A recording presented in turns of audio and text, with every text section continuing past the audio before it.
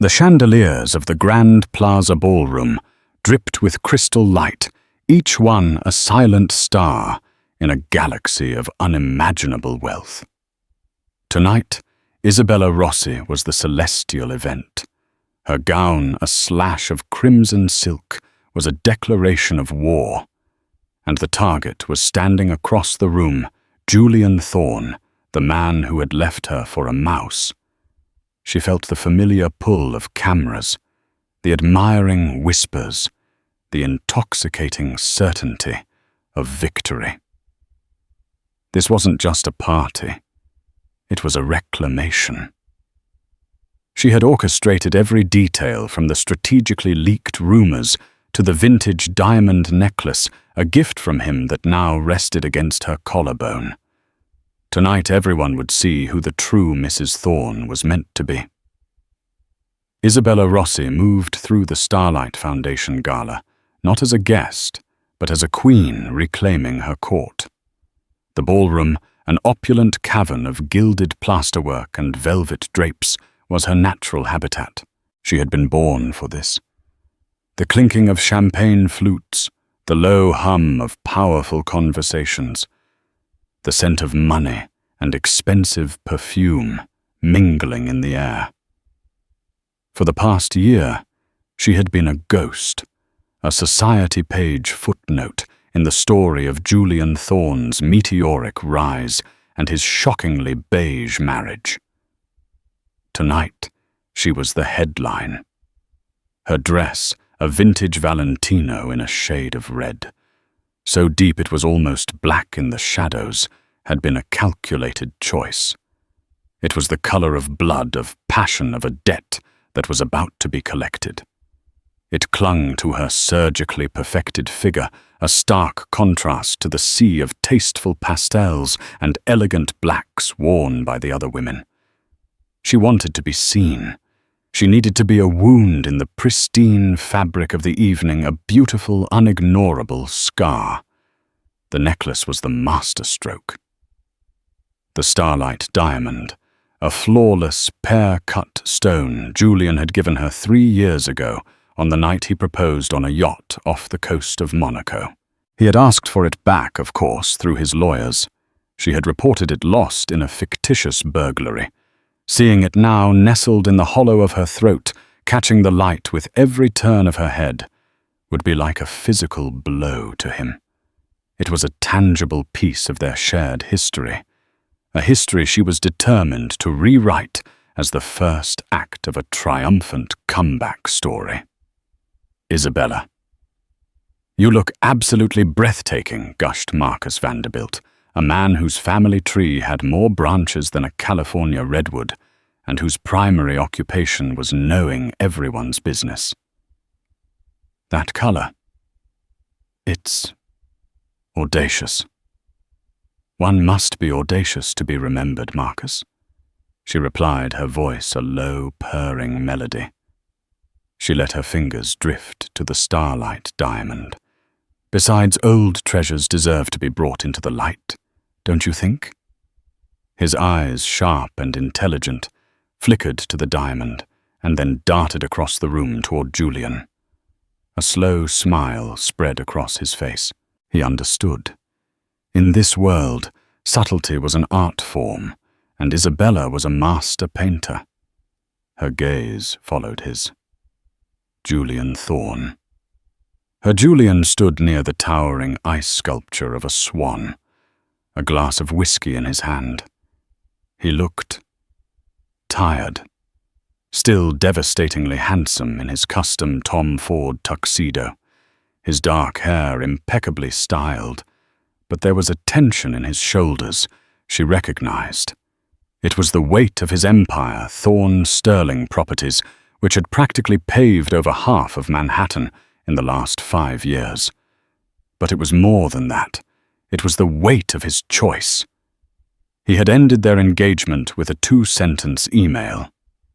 "I can't do this anymore. I'm sorry." 2 weeks later, the tabloids were full of pictures of him with her. Amelia Vance, a bookish, quiet art historian with a PhD and a wardrobe that screamed tenured professor. She wasn't a socialite. She didn't understand the delicate ecosystem of power and influence they lived in. She was, in Isabella's opinion, a parasite who had latched on to Julian's rising star, a plain sparrow who had somehow tricked an eagle into her nest. For a year, Isabella had plotted. She'd licked her wounds in private at a Swiss spa and a Tuscan villa, but her mind was always at work. She'd maintained her connections, whispered in the right ears, and planned her re-entry into New York society with the precision of a military campaign. Tonight was the culmination of that campaign. The Starlight Foundation was Julian's pet charity. He was the guest of honor. His presence was guaranteed. Amelia's, however, was not. Isabella had paid a pretty penny to a source on the gala's planning committee to know that Dr. Vance had a prior engagement and would be at best making a late appearance. That gave her a window. A glorious, wide-open window. She began to circulate a crimson shark in a tank of glittering fish. She offered a dazzling smile to a reporter from Vanity Fair, allowing him a perfect shot of the necklace. She shared a conspiratorial laugh with Beatrice Fairfax, the city's most feared gossip columnist, letting slip a carefully crafted tidbit about a sentimental piece she couldn't bear to part with. "It represents a time of great passion," Beatrice Isabella had sighed, feigning a wistful sadness. "Some loves, they mark you forever. You can't simply erase them."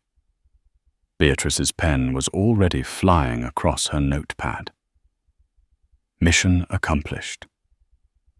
Isabella made her way toward Julian, her path a carefully choreographed dance of greetings and air kisses. With every step, she could feel the narrative shifting. The whispers were changing from, "Is that Isabella Rossi? I thought she'd disappeared," to, "My God, is she wearing the Starlight diamond? What does that mean?" She saw Julian's business partner, David Chen, lean in and murmur something to him. Julian's head snapped up, and his eyes, the same deep blue as the Mediterranean on the day he'd proposed, locked with hers. For a moment, the curated noise of the ballroom faded away. She saw a flicker of something in his expression. Shock, anger, but also something else. A ghost of the man who had once traced the outline of her face and told her she was the most beautiful thing he had ever seen. That was her opening. She gave him a small, sad smile, a masterpiece of feigned vulnerability, and began to walk toward him. The air crackled with anticipation.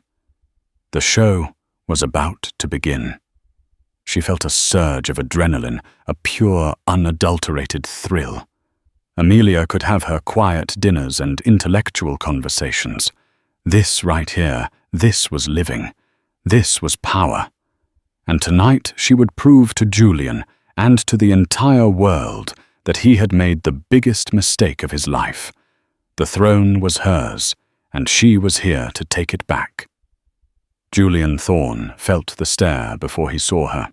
It was a physical sensation, a prickling on the back of his neck, like the prelude to a storm.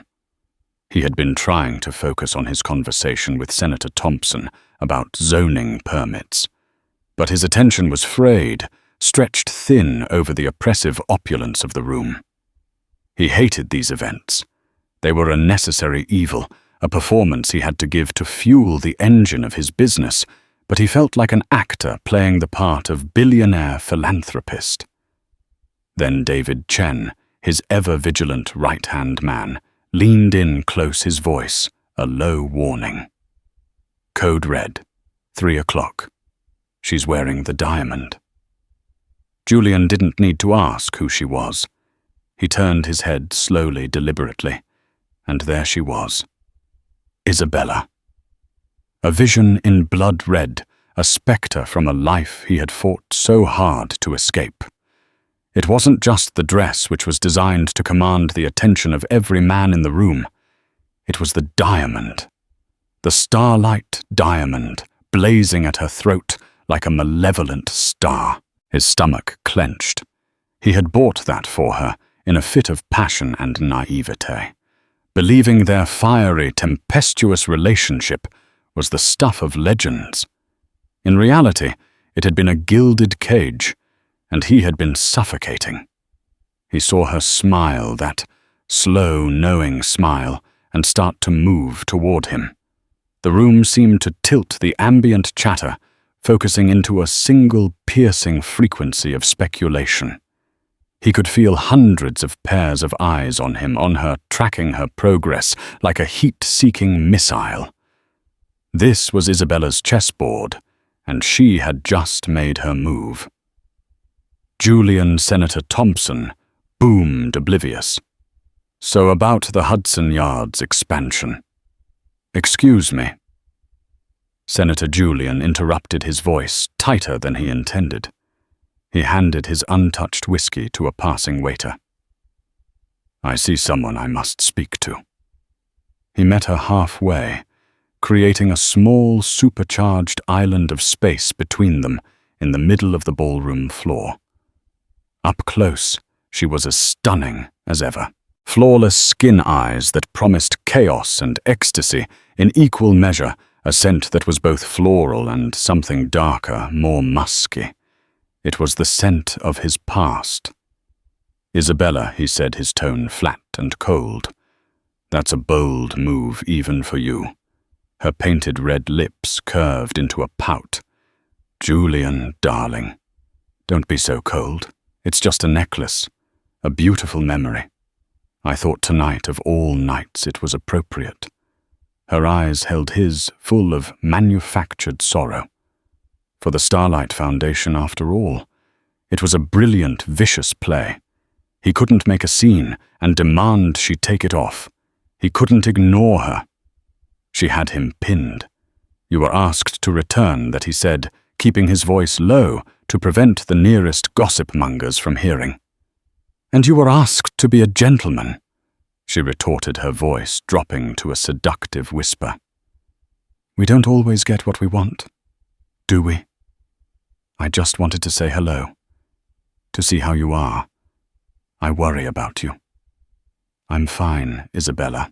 Are you? She let her gaze sweep over him, a proprietary gesture that made his skin crawl. You look strained. This life you've chosen, this quiet academic life. It's not you. You're a lion, Julian. You shouldn't be kept in a library. The insult to Amelia was clear, a poisoned dart aimed with perfect precision. His jaw tightened. The Julian of 3 years ago might have been flattered, might have been drawn into the drama. But he was not that man anymore. Amelia had shown him what real partnership was, what true strength looked like. It wasn't loud and demanding like Isabella. It was quiet, resilient, and brilliant. My life is exactly where I want it to be, he said, his voice dropping another degree. It's good to see you, Isabella. Now if you'll excuse me. He turned to walk away, but she was too quick. Her hand, cool and weighted with rings, landed on his forearm. It was a light touch, but it felt like a brand. At that exact moment, a flash bulb went off.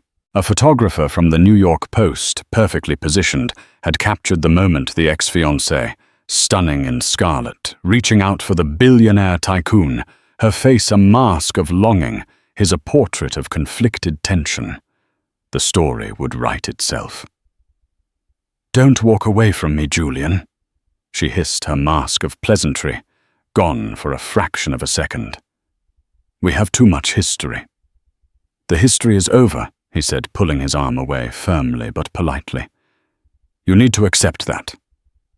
He walked back to David, his heart pounding with a mixture of anger and a deeply buried sense of guilt.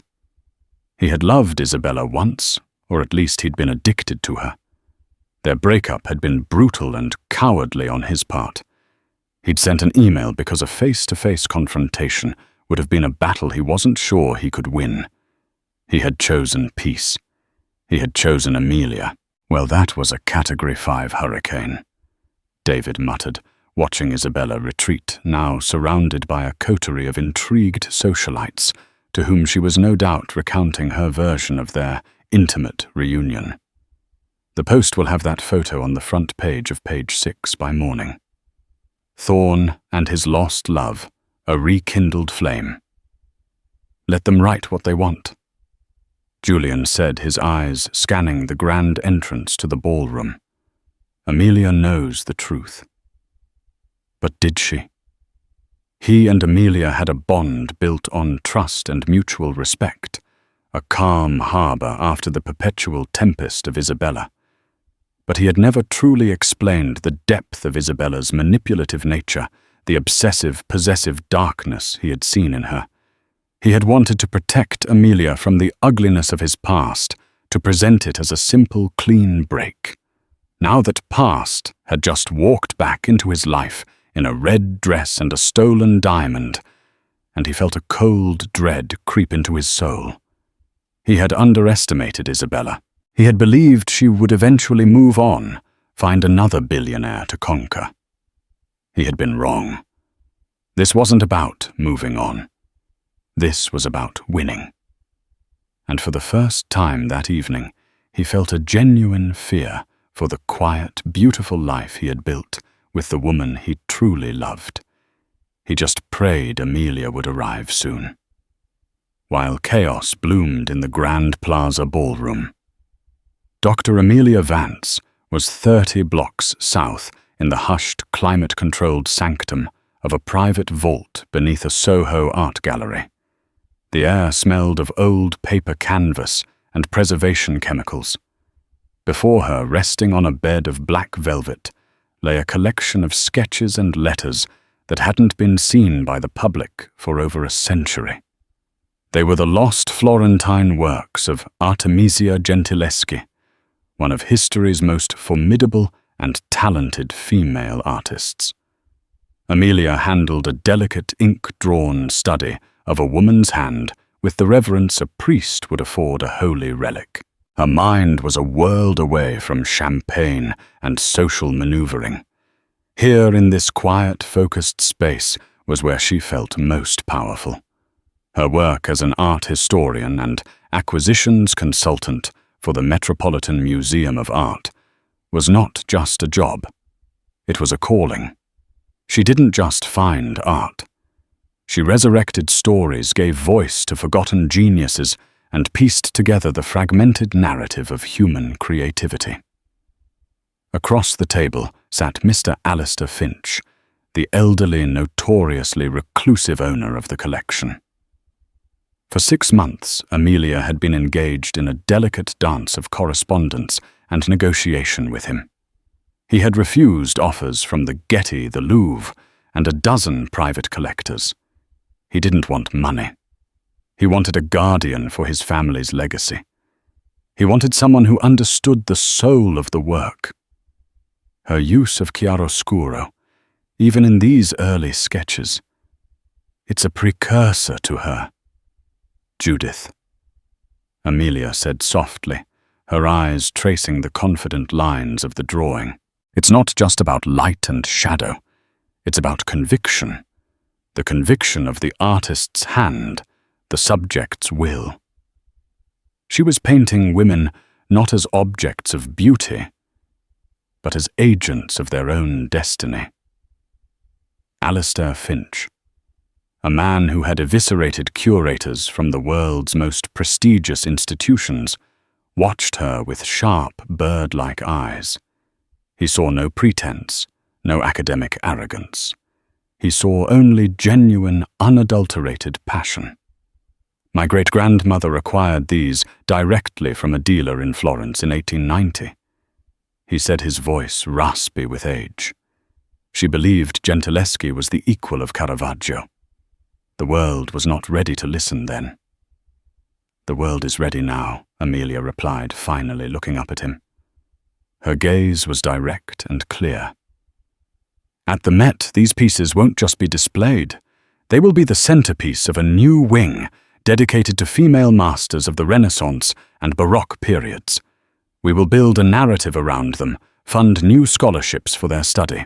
Your great-grandmother's belief will become the cornerstone of a new academic consensus. This won't be a donation, Mr. Finch. It will be a revolution." For a long moment he was silent. Then he gave a slow, deliberate nod. "Dr. Vance," he said, a rare smile touching his thin lips. "The collection is yours, or rather it is the Met's. You have my word. The lawyers will have the papers drawn up by morning." A wave of profound, bone-deep satisfaction washed over Amelia. It was a victory far sweeter than any social conquest. This was permanent. This was meaningful.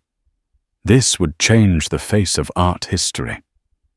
She checked the time on her simple, elegant watch. 9:45 p.m. She was late for the gala. A flicker of guilt passed through her. She knew Julian hated these events and had wanted her by his side. She had promised to be there as soon as she could. "Thank you, Alistair," she said, her voice warm with genuine gratitude. "You have made an immeasurable contribution to the world of art." Her departure was as quiet and efficient as her arrival.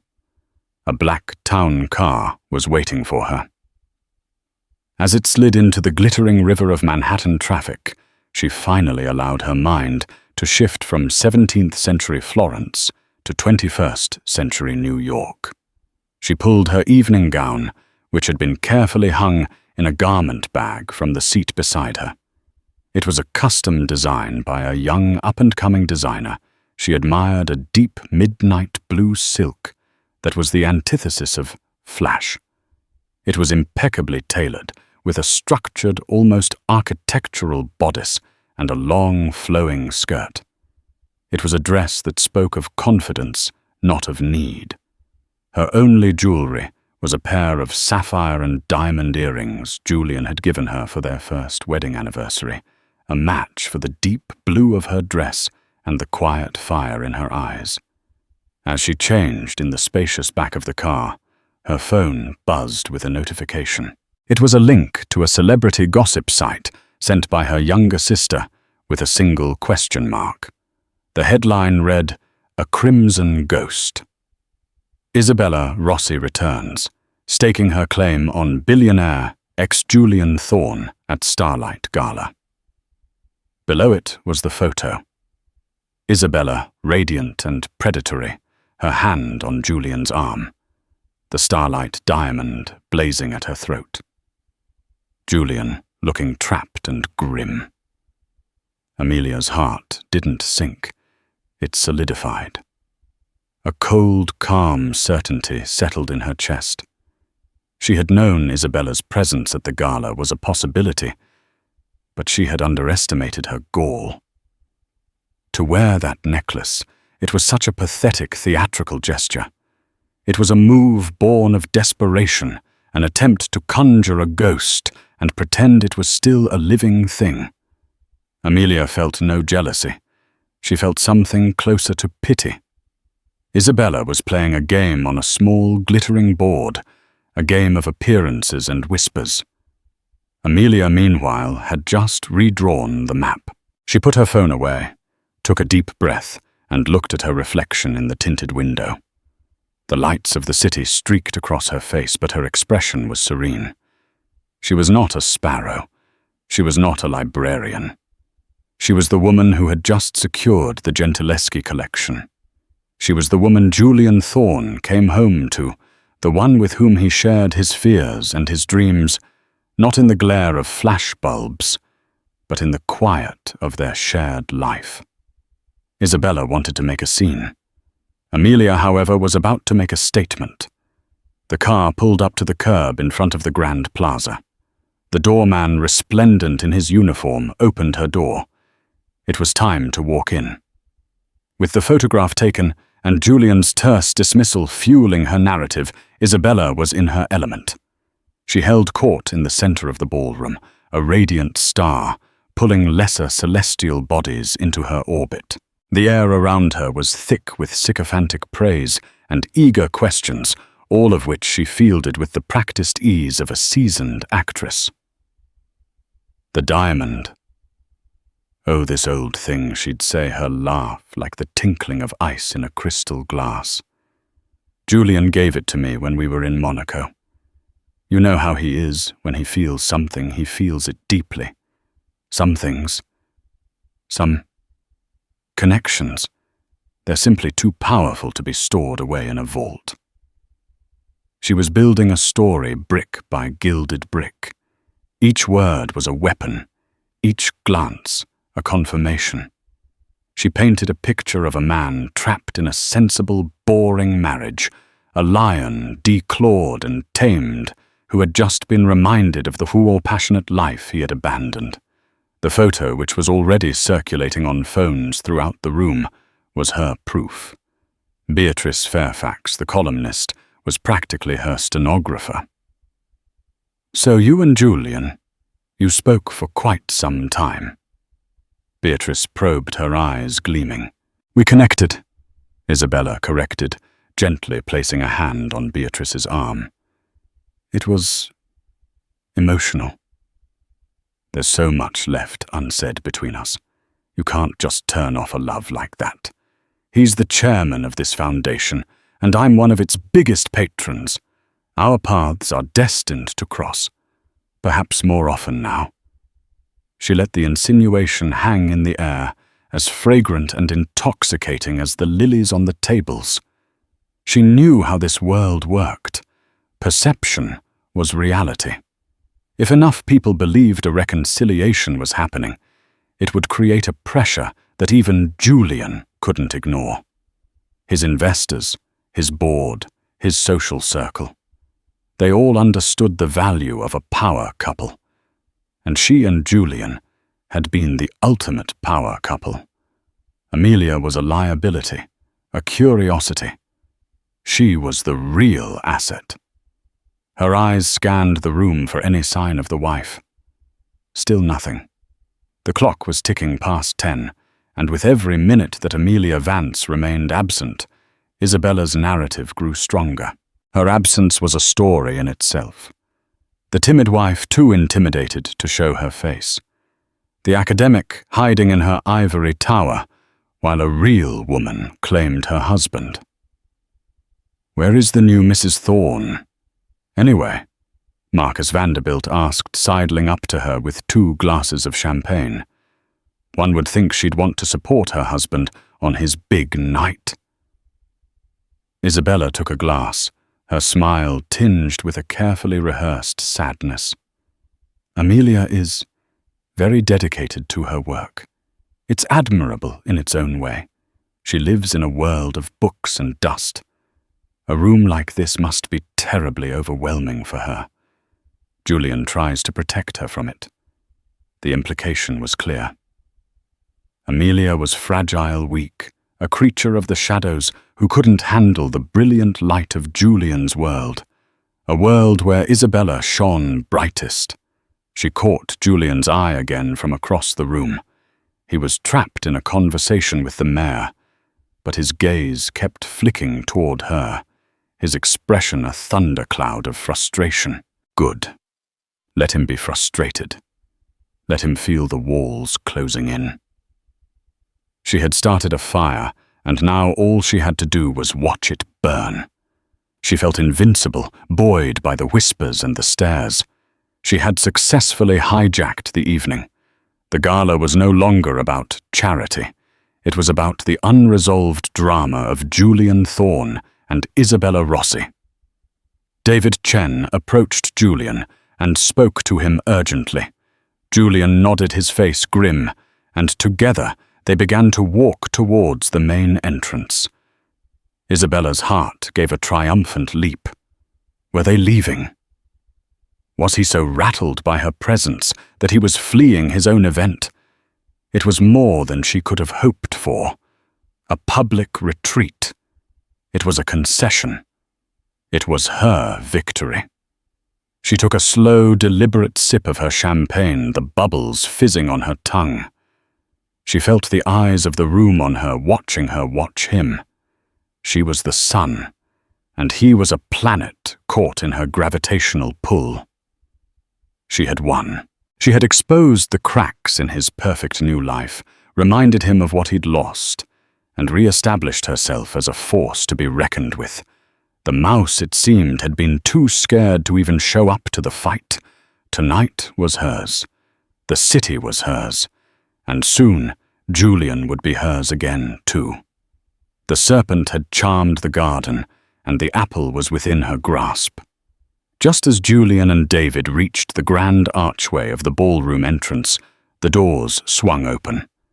But it wasn't a waiter or a late-coming guest who entered. It was a woman. For a moment, the room registered her presence with a collective, almost imperceptible intake of breath. Amelia Vance did not arrive. She made an entrance. It was an entrance devoid of all the theatricality Isabella had so painstakingly crafted. There was no dramatic pause, no sweeping gaze across the room. She simply walked in her posture, erect, her expression serene. Her movement as fluid and deliberate as a drop of ink falling on water. Her midnight blue gown did not scream for attention like Isabella's crimson armor. It commanded it. The silk absorbed the light rather than reflecting it, creating an aura of depth and quiet power.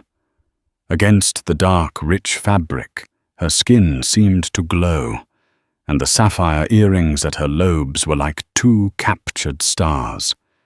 She was the evening sky to Isabella's garish sunset.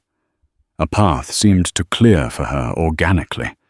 The buzzing knots of people parted without conscious thought, their conversations faltering. They were witnessing a paradigm shift, though they didn't yet understand what it was. Julian stopped dead in his tracks, his tense, angry expression melting away, replaced by a look of such profound relief and adoration that it was more intimate than any public kiss. He didn't rush to her, but his entire being seemed to realign in her direction. Amelia's eyes found his across the expanse of marble floor. She gave him a small, almost private smile, a smile that said, "I'm here. Everything is all right." It was a message that bypassed the entire room and was meant only for him. She walked toward him, her pace unhurried. As she passed the various socialites and power brokers, she offered brief, polite nods of acknowledgement. Her composure was absolute. There was no sign that she had seen the tabloid photos, no hint of anxiety or anger. She radiated an unshakable calm that was in its own way more intimidating than any overt display of aggression. Isabella watched, frozen in place, her glass of champagne halfway to her lips. This was not the timid mouse she had painted for everyone. This was not a woman who was overwhelmed or intimidated. The woman walking across the ballroom floor looked as if she owned it. The quiet confidence Amelia projected was something Isabella, for all her bluster and performance, could never truly emulate. Isabella's power was external, built on beauty wealth and the opinions of others. Amelia's, she was suddenly terrifyingly aware, was internal. It was genuine. As Amelia reached Julian, he took her hand, his fingers lacing through hers. He didn't say a word, just brought her hand to his lips and kissed her knuckles, his eyes never leaving hers. It was a gesture of fealty, of devotion, a public declaration that silenced every rumor Isabella had so carefully seeded. "I'm sorry I'm late," Amelia said, her voice clear and calm, easily audible to those nearby. The negotiations for the Gentileschi collection took a little longer than I expected. But Alistair Finch has agreed. It's coming to the Met. A ripple of shock went through the people within earshot. Alistair Finch. The reclusive, impossible collector, the lost Gentileschi sketches. That was a legend, a holy grail in the art world. To have secured them was not just a coup, it was a history-making event. In an instant, Amelia was no longer just Julian Thorne's wife. She was Dr. Amelia Vance, the formidable scholar who had accomplished the impossible. Isabella felt a cold knot of dread form in her stomach. The narrative was slipping from her grasp, the story she had written for the evening being erased and rewritten before her very eyes. She had come here tonight to play checkers, arranging her pieces for a simple public capture. She was just beginning to realize that Amelia was playing chess, and she had been positioning her queen for a checkmate that was several moves ahead of anything Isabella could have anticipated. The grand entrance was just the beginning. The real show was about to start. The formal part of the evening began 20 minutes after Amelia's arrival. The guests were seated at their lavishly decorated tables. Isabella had managed to secure a seat at a prime table near the stage, confident that her proximity to the podium would keep the spotlight on her. She felt she had weathered the initial shock of Amelia's arrival, convincing herself that a boring art deal couldn't compete with the raw drama of a love rekindled. She smiled and laughed, playing her part, even as she felt a growing unease. The gala's host, a silver-haired philanthropist named Charles Worthington, took to the stage. He went through the usual pleasantries, thanking the donors and extolling the virtues of the Starlight Foundation. And of course, Charles boomed his voice, echoing through the ballroom. We owe a special debt of gratitude to our guest of honor, a man whose vision is reshaping the New York skyline, and whose generosity is reshaping the lives of its children. Mr. Julian Thorne. A polite, sustained applause filled the room. Julian stood briefly and gave a modest wave, his hand tightly holding Amelia's. Isabella clapped along, a brittle smile plastered on her face. This was her cue. This was the moment everyone would associate with her, the man of the hour, her man. But tonight, Charles continued his tone, shifting to one of great excitement. We have another very special announcement to make. It is an announcement that speaks to the heart of what this city is all about. Not just commerce and ambition, but culture, history, and legacy. Isabella leaned forward, intrigued. Perhaps Julian was announcing a new massive donation. That would be a win for her, too, a testament to the ambition she had always encouraged in him. For decades, the art world has whispered about the lost Florentine collection of Artemisia Gentileschi, a treasure trove of sketches and letters from one of history's most important artists, hidden away in a private collection. Institutions from around the globe have tried and failed to acquire it. Charles paused for dramatic effect. The room was silent. Tonight, I am honored to announce that this priceless collection has been secured. It has found a home here in New York City at the Metropolitan Museum of Art. A wave of excited murmurs swept through the ballroom. This was major news, the kind that would be in the international papers tomorrow. This monumental achievement, Charles's voice rose, was not the result of a corporate sponsorship or a billionaire's checkbook. It was the result of 6 months of tireless, brilliant, and passionate scholarship and negotiation by one individual. An individual who convinced the world's most reclusive collector that our city was the rightful home for this legacy. The Met's board has, in an emergency session this evening, unanimously voted to name her the new chairperson of the Acquisitions Committee, a position from which she will oversee the curation of this historic new wing. Isabella's heart was hammering against her ribs. She knew with a sickening certainty what was coming next. Ladies and gentlemen, Charles declared, his arm extending not toward Julian, but toward his wife. Please stand and congratulate the woman who made it all happen. Dr. Amelia Vance. The spotlight that Isabella had craved all evening swung away from the stage and landed directly on Amelia. The applause was not polite this time. It was thunderous. It was a genuine, explosive ovation. The entire room rose to their feet. Bankers, politicians, artists, and socialites all turning to applaud the quiet, elegant woman in the midnight blue dress. Amelia stood a portrait of grace and humility. She didn't look triumphant. She looked grateful. She gave a small nod to the room, her eyes finding Julian's. He was beaming, his face alight with a pride so fierce and pure it was breathtaking. He was not just proud of his wife, he was in awe of her. The foundation of Isabella's world crumbled to dust. In a single moment, her entire strategy was rendered pathetic and obsolete. She had tried to steal the show by wearing a diamond and reminding everyone she had once been engaged to a rich man. Amelia had stolen the show by changing the cultural landscape of the city. Isabella had played with ghosts. Amelia had resurrected a legend.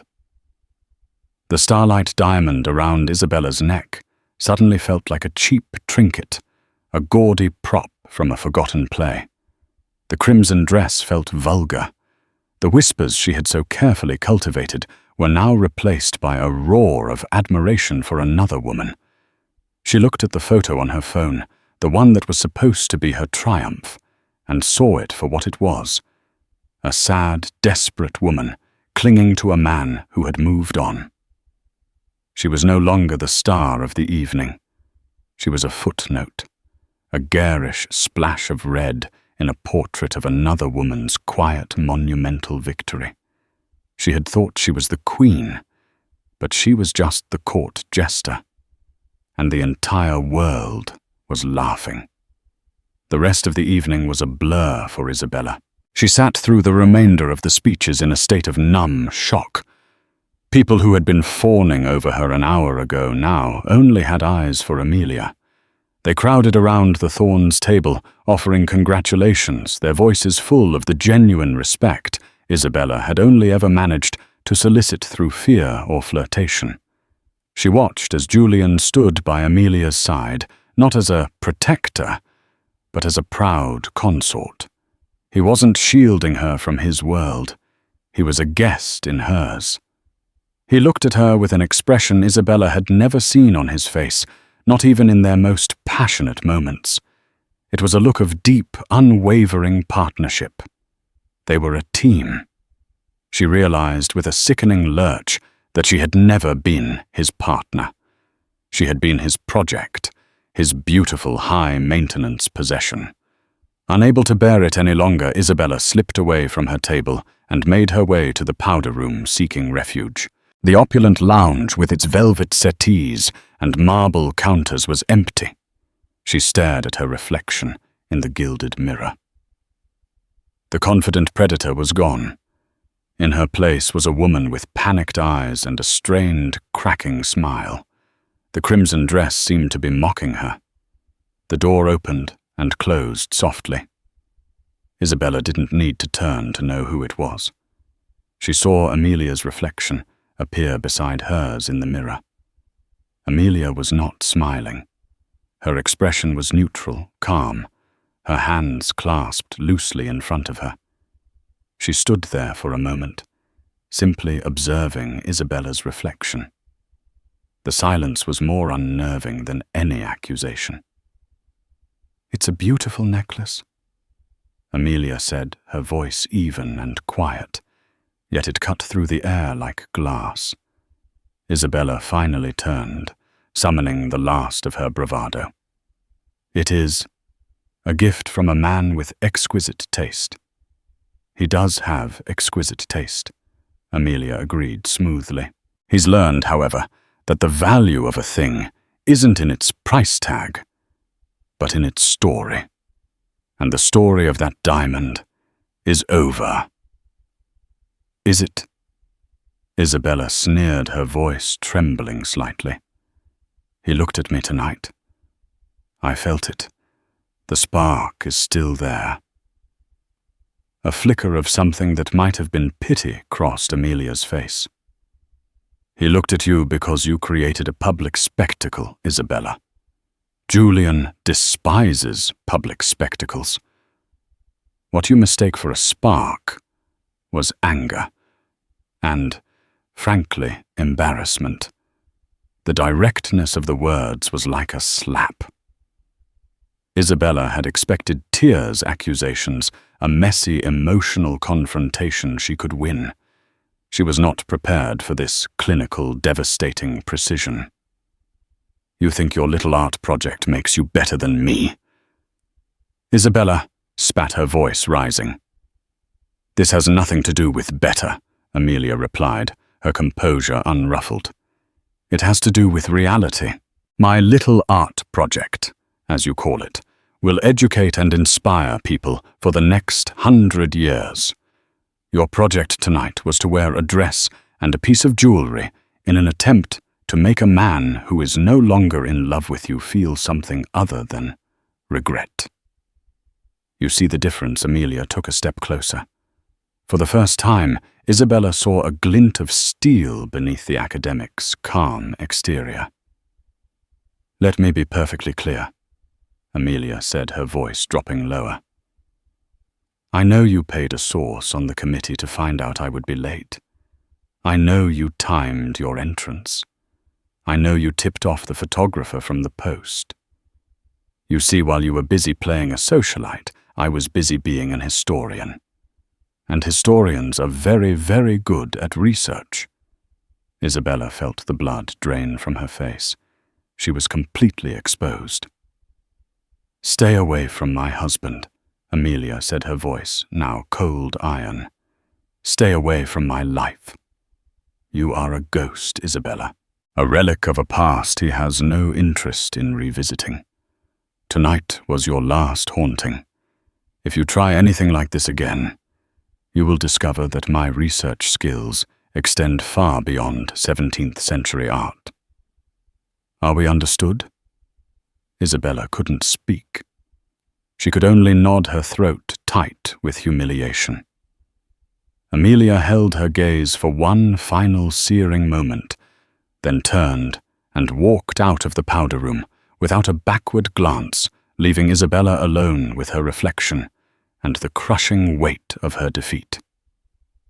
Later, as Amelia and Julian's car sped through the quiet streets of the Upper East Side, he reached for her hand. The city lights slid over his face, illuminating the lingering pride in his eyes. You were magnificent, he said, his voice full of wonder. I've never been so proud in my life. Amelia leaned her head against his shoulder. She was trying to hurt you, to humiliate us. She failed, Julian said firmly. He paused, then confessed I was a coward when I ended things with her. I ran. I never should have allowed any part of that past to have a hold on me or to threaten you. It didn't threaten me, Amelia said softly, looking at him. Because what we have is real. It's not a performance for a ballroom. It's not a diamond necklace. It's this. She squeezed his hand. It was the quiet moments, the shared respect, the unwavering belief in each other. That was their foundation, and it was unshakable. Isabella, with all her fire and fury, had only managed to throw herself against a fortress and crumble. Tonight she had thought she was stealing the show, but she had only succeeded in setting the stage for the true queen to take her throne. The sun that streamed into Julian and Amelia's penthouse the next morning was soft and forgiving, a world away from the aggressive glare of the gala's spotlights. The air smelled of freshly brewed coffee and the lemon groves of Positano, a scent from the diffuser Amelia favored.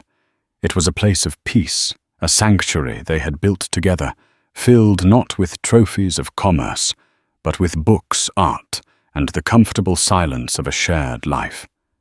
Julian sat at the large marble island in the kitchen, a tablet in his hand, a half-smile playing on his lips.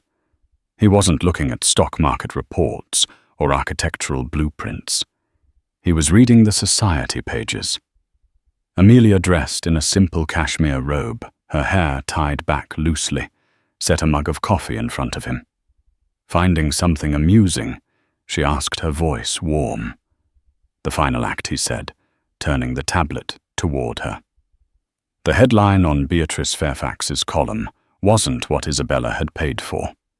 It read, "The Scholar, the Socialite, and the Showdown. How Dr. Amelia Vance quietly rewrote the rules of New York power." The article was a masterclass in narrative reversal. Beatrice, ever the survivor, had pivoted completely. The photo of Isabella touching Julian's arm was there. But the caption was devastating. Ex-Fiancée Isabella Rossi makes a desperate theatrical play for her former beau, a move that was rendered utterly irrelevant moments later by the history-making announcement from Thorne's brilliant wife, Dr. Amelia Vance. The article went on to praise Amelia's intellectual prowess and quiet, formidable strength, framing her as the new model of a New York power player, one whose influence was earned through substance, not scandal. The Starlight Diamond was mentioned, once dismissed as a tacky prop from a bygone drama. She didn't just win the battle. Julian murmured, shaking his head in admiration as he looked at Amelia. She rewrote the history of the war. As if on cue, his phone buzzed. It was Arthur Sterling, the elder statesman on his company's board, a notoriously gruff man who rarely called for anything besides a crisis. Arthur Julian answered, a note of caution in his voice. "Thorne," the old man's voice crackled. "Forget the quarterly projections for a minute. I just wanted to call and say my wife is ecstatic. She's on the board of the Met. Hasn't stopped talking about your Amelia all morning. Says it's the most exciting thing to happen to this city in a decade. You, my boy, have married a legend. Brings a hell of a lot more prestige to the firm than another glass tower." "Well done." The line went dead. Julian stared at the phone, then looked at Amelia, his eyes wide. He started to laugh, a deep, genuine laugh of pure joy and astonishment. "A legend," he repeated. "Arthur Sterling thinks my wife is a legend." 30 blocks south, in a starkly modern apartment that felt more like a showroom than a home, there was no laughter. Isabella Rossi sat on a white leather sofa, surrounded by a suffocating silence. The crimson Valentino gown lay in a heap on the floor, a pool of shed snakeskin. The Starlight Diamond sat on the glass coffee table, its fire extinguished by the flat grey morning light. It looked cold, inert, just a rock. Her phone was silent. The usual flurry of post-gala texts, fawning praise, juicy gossip invitations was absent. There was only one message from Marcus Vanderbilt. It contained a single link to Beatrice Fairfax's column, with no comment. The message was clear. She was yesterday's news, a cautionary tale. She read the article, her hands shaking. Desperate, theatrical, irrelevant, tacky. Each word was a fresh cut. They weren't just describing her actions, they were describing her. She had built her entire identity on being the object of desire, the center of attention, the woman who held power over powerful men. In one evening, Amelia had exposed that identity for the hollow facade it was. Isabella had always believed that women like Amelia were weak. Women who found their value in books and artifacts instead of in the reflection of a man's admiration. But as she stared out the floor-to-ceiling windows at the city that had once been her playground, she felt a terrifying emptiness open up inside her. Amelia hadn't just taken Julian. She had a life, a purpose, a passion that existed independently of any man, any party, any headline. What did Isabella have? A closet full of expensive dresses and a phone that wasn't ringing. She looked at the diamond again. She had worn it as a symbol of a past she wanted to reclaim, but she saw it now for what it was, a beautiful, flawless, and incredibly heavy stone. It wasn't a key to the future. It was a tombstone for a past that was well and truly dead. A profound, crushing loneliness washed over her, more painful than any public humiliation. The war was over, and she hadn't just lost. She had been fighting on the wrong battlefield all along. Back in the sunlit penthouse, Amelia came and stood behind Julian, wrapping her arms around his shoulders. He leaned back into her embrace, covering her hands with his. The drama of the previous night felt 1,000,000 miles away, so he said, his voice soft. "The new chairperson of the acquisitions committee. When do you start your revolution?" "Monday," she said, a smile in her voice. "I have a meeting with the curators to plan the Gentileschi exhibit. And you have a city to build." He twisted to look up at her, his expression serious, now full of love and a new, profound respect. "I used to think my buildings were my legacy, but I realize now what we build together this life. That's the only legacy that matters." She leaned down and kissed him a kiss that wasn't for any cameras or any audience. It was a quiet confirmation. The city could gossip. The headlines could fade. But in their sunlit sanctuary high above the noise, the architect and the historian had found their masterpiece. And it was just the beginning. So what does real power look like? Is it the loud, flashy spectacle that demands every eye in the room, or the quiet, undeniable force that changes the room itself? Isabella played her part perfectly. The spurned lover, the dramatic comeback, the glittering jewel in a war of appearances. But she was fighting a battle that had already been lost because Amelia wasn't playing the same game. She was building an empire of her own, one founded on intellect, passion, and genuine substance. The story reminds us that while performative power might win a moment, authentic strength wins the war. Who did you find yourself rooting for in this story? And why? Was there a moment you felt a sliver of pity for Isabella? Or was she the villain through and through? Let me know your thoughts in the comments below. And if you enjoy stories of drama, intrigue, and ultimate triumph, make sure to like this video. Share it with a friend and subscribe to the channel for more tales that peel back the curtain on the complexities of life and love.